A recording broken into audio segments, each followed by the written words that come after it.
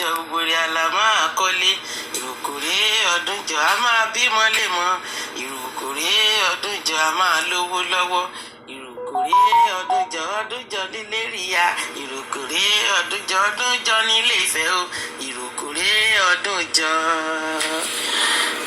Mo lo àsìkò yìí láti kí bàbá wa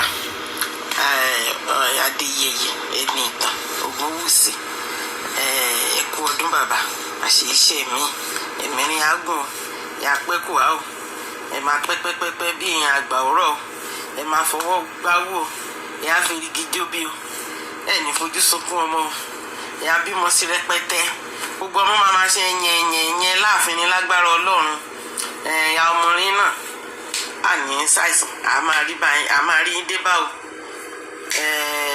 ọdún lọ lọ́wọ́ nílé ìfẹ́sìn you know what I don't know how I feel now. It's like I want to be around them. I want to celebrate. I want to feel fine like other people. But you know what? Next year, with God save us, maybe I'm going to be there. But right now, I want to say congratulations to you, Daddy.